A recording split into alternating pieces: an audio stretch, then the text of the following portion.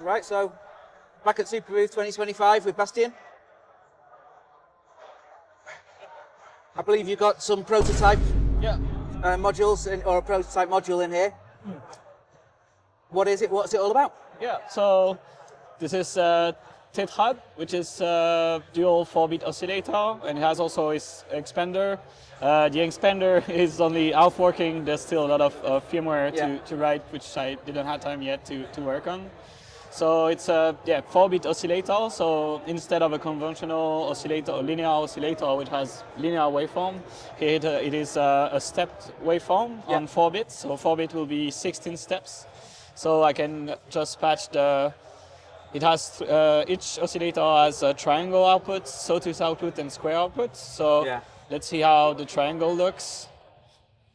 So when the frequency is pretty high, it's hard to tell. There's like steps on it, but if I go to a lower frequency, okay, nice. We can see that it's like if the triangle signal was sampled on like with 16 step or 4 bits. Right now, so this is that's the first version of the product. It's the first prototype, the first version of the module. So we'll see how this goes. For now, it only has 3-bit FM. So 3-bit means there's 8 possible frequency setting. Okay. And so, instead of linearly increasing, it will just like jump from one frequency range to the other.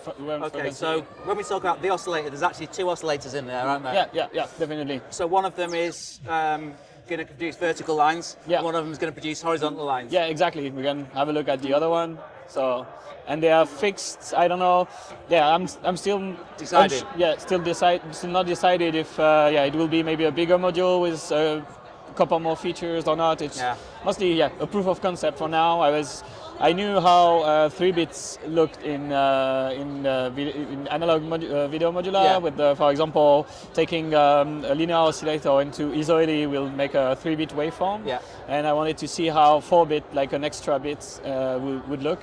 Yeah. So we'll see how this goes. One more. Yeah, one more bit, but it means doubling the number of steps, which means also doubling the number of gradients. Yeah, you can get. And also, you're talking some technical stuff about this in the pub, and you mentioned that involves doubling the frequency of.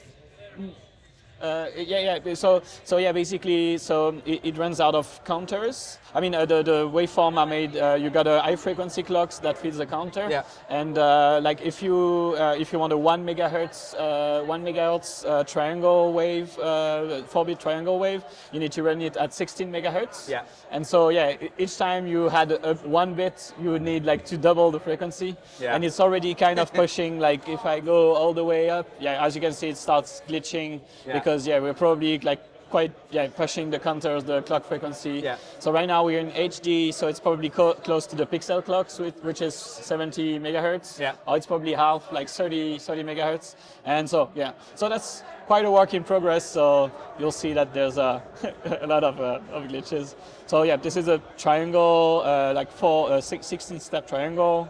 We got the same with the sawtooth, and the square wave is at the same frequency as the other one, but it's only a 1-bit output. Yeah. Because the square wave is only on and off.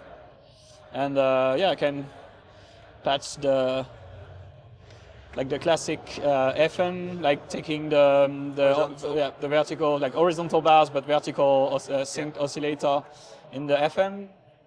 And so we get those. As I said earlier, it's not a linear modulation, it's a 3-bit modulation, so it jumps from one frequency to the other. Yeah. And we'll see, I may go for like a more conventional ADC and have a linear control of it, but also goes well with the logic nature of the module. Yeah. So the sawtooth will look a little different.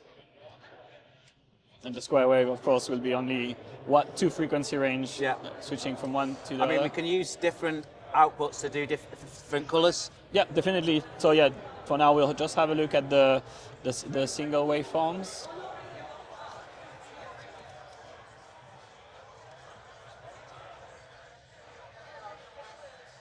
So yeah, I really like the look of it because you got those still digitally looking output, but with a lot of different like a wide color palettes.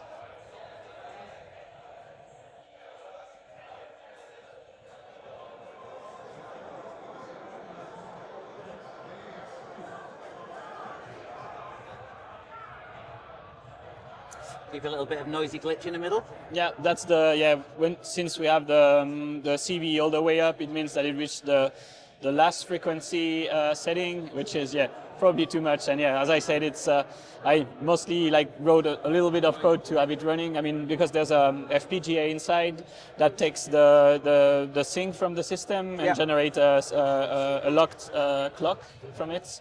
And so I just like wrote a little bit to get it running, and I need to spend a bit more time on that side of the things.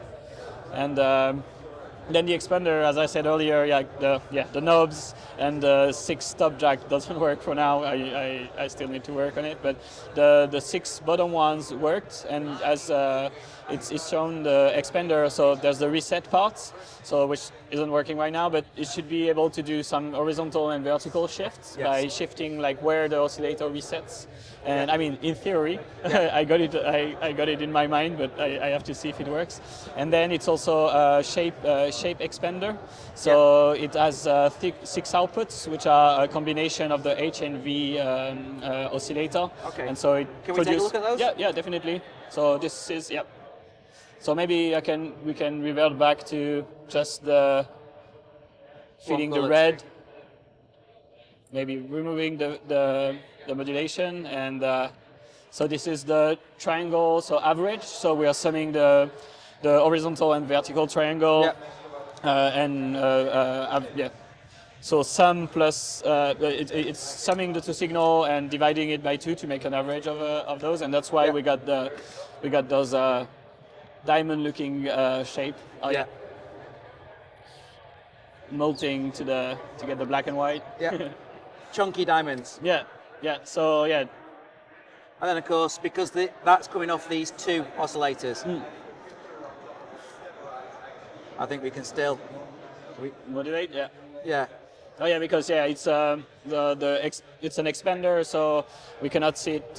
But behind there's a cable, a ribbon cable connecting the expander to the core module.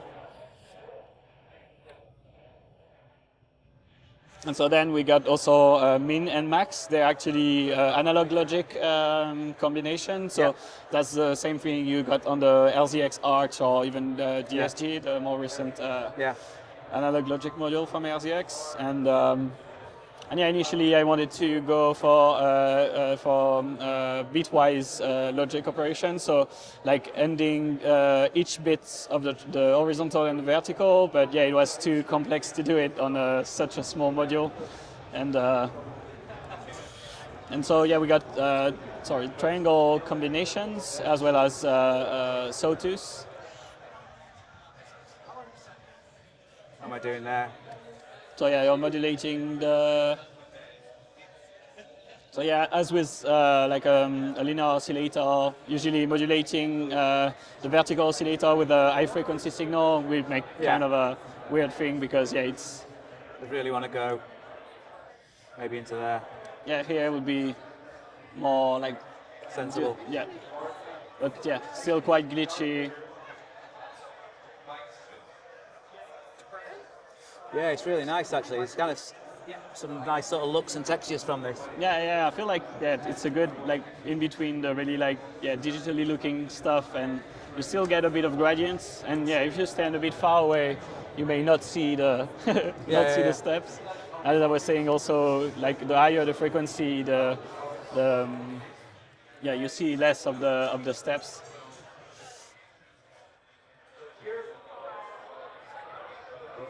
Sorry, I'm just no worries. Going a bit mental here. Yeah.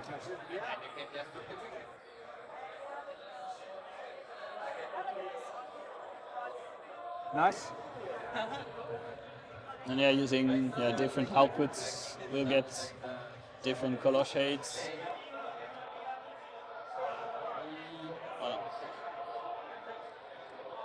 the red doesn't do much. Oh, yeah.